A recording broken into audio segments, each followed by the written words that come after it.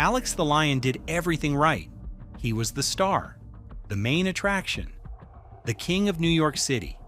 He performed, he dazzled, he gave the people exactly what they wanted, and when the moment finally came, they put him in a box, a crate. That's what he got for being the perfect product. We call him a hero, but his story teaches us something most people missed about identity. And it might be the most important lesson in the entire film. To see it, we have to go back to where the performance began. Let's rewind this. Alex doesn't start as a wild animal. He starts as a brand, a charismatic, fun-loving lion who dances and poses for the crowds. He has his own merchandise, his own signature roar, his own personalized corner of the world. He's not just a lion, he's Alex the lion. He's everything the city wants him to be, and he loves it.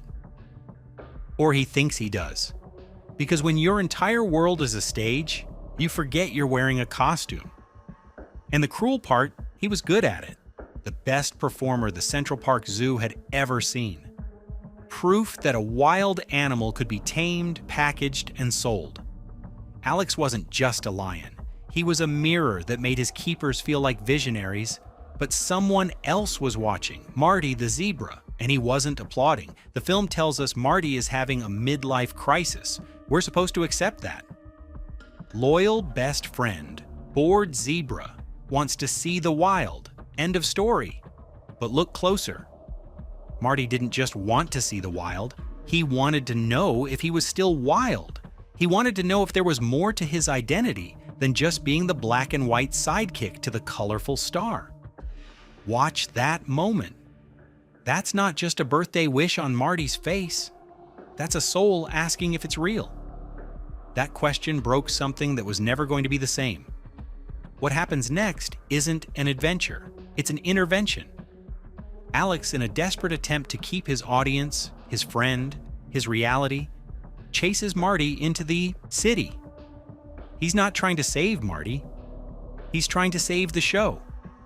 And for a moment, it works. They're a hit, the center of attention.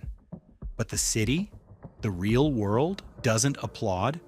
It panics. And Alex, the king of New York, gets shot with a tranquilizer gun. We're supposed to think this is the inciting incident. The adventure begins. But the adventure began long before that. The adventure began the moment Alex believed the applause was the same as love. The easy read on Alex is that he's a performer who can't handle reality. A pampered star gets a taste of the real world, freaks out, becomes a monster. Simple. But that's the story we tell because it's comfortable. It makes him the problem. And if he's the problem, we don't have to look at the cage we all live in, the one built of expectations and applause, and the fear of being forgotten. But that's not the whole story. Alex never believed in himself. He believed in the crowd's belief in him. Every roar, every pose, every perfectly timed steak delivery. It was never about being a lion. It was about staying worthy in the eyes of the faceless crowd that paid for the tickets. That's the trap of being a star. You spend the rest of your life terrified they'll stop buying merchandise. The zoo wasn't a home to Alex. It was a contract. Proof that the love was real, as long as the performance was good. Proof that he existed as more than just a wild animal. And when Marty left, Alex didn't lose a friend. He lost the only evidence he had that the show mattered at all.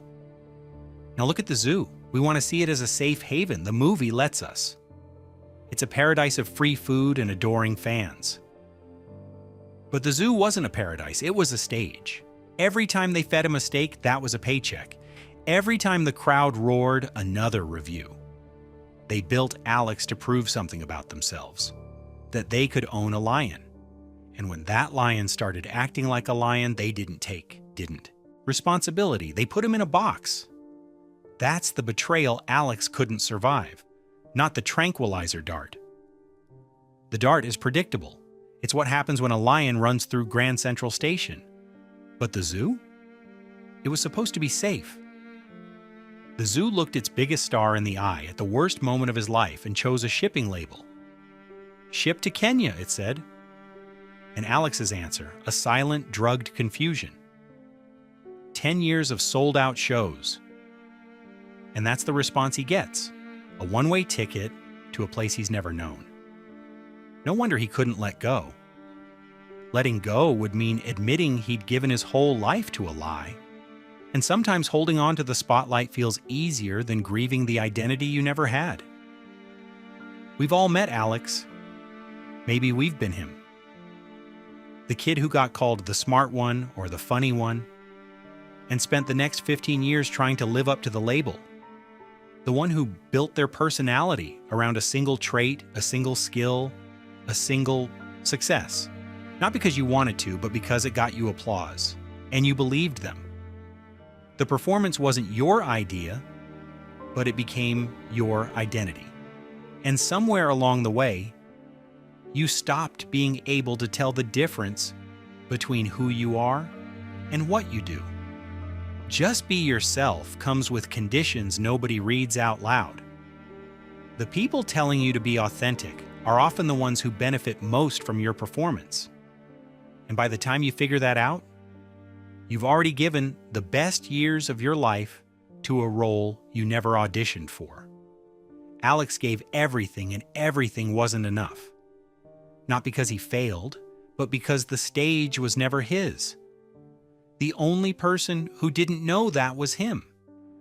That's what an identity crisis actually looks like. It's not about confusion. It's not, you could have been anything.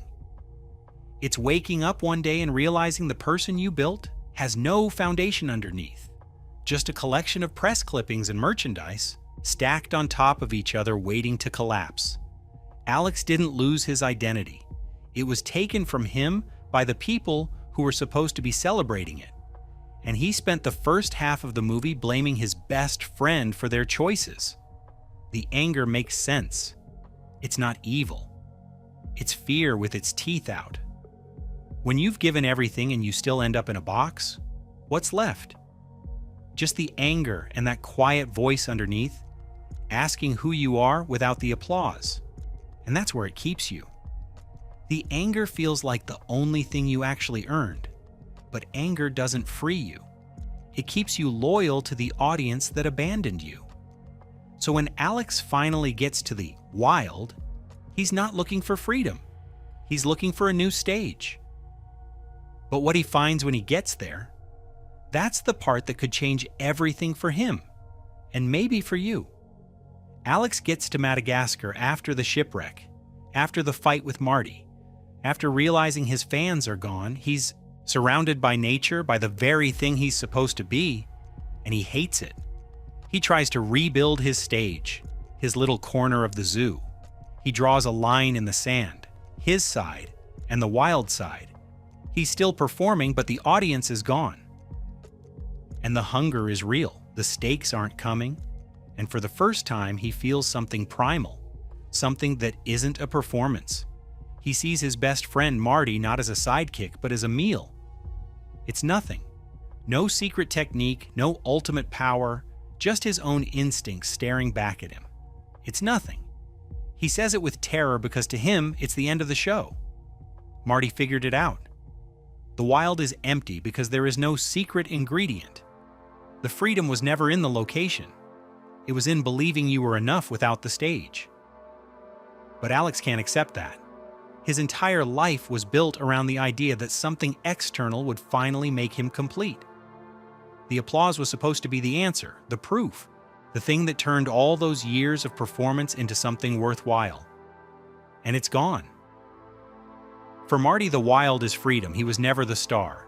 He never built his identity around earning something. So when he sees the open space, he can accept it. This is me. This is enough. For Alex, the wild is the cruelest possible answer. It means the thing he destroyed his life chasing was just a sound. It means he was a lion the whole time, and nobody told him. There's no comfort in that, only devastation. Watch his face in that moment. That's not a monster. That's a performer holding proof that his whole life was a lie. He can't let go. because letting go means admitting there was never a real audience. And if there was never a real audience, then what was it all for? So he runs, not to hunt, just because running away is the only thing he has left. And he isolates himself. And this is the part that's hard to sit with. Sometimes the identity isn't your fault. Sometimes you did everything right. Sometimes you were talented, charming, successful, and it still didn't matter because the role was written before you showed up. But here's the harder thing. Knowing it wasn't your fault doesn't free you, not automatically. You can understand exactly how you got here and still be stuck. Because understanding isn't the same as letting go. Alex understood. In that final moment of hunger, he saw the truth. The applause was never going to save him. The zoo was never going to complete him. The title was never going to make him real. He saw it and he couldn't accept it. That's the tragedy. Not that he didn't know that he knew, and it wasn't enough. I know this one personally. Growing up, everyone told me I was the creative one, the artist. So I waited for my masterpiece to appear. But being gifted becomes the thing you're terrified to test. What if you try and you're just average? So I did nothing. Not lazy, scared. As long as I never really tried, I never really failed. I was holding my own blank canvas, waiting for something to be painted on it, not realizing I was the one who had to pick up the brush. Alex never got there in the first movie. He saw the blank canvas of the wild and it broke him. I almost let it break me too. It was always blank. The people who promised you an identity, they didn't have one to give. The stage you've been performing on, it's not there. But that's not a tragedy. Not unless you make it one. That means you get to paint it yourself. No one else's expectations, no one else's definition of what you're supposed to be. Alex couldn't see that. It looked like emptiness to him, like proof that nothing mattered. But it's not empty. It's open. The last time we see Alex in that first film, he's not a king. He's just a lion, still trying to find a performance that will save him. You're still here. Maybe you've been staring at your own blank canvas for years and you didn't break. That's not nothing. That's the whole thing. Wasted potential isn't what you didn't do, it's who you didn't become. Alex never got to find out who he was without the applause. You still can.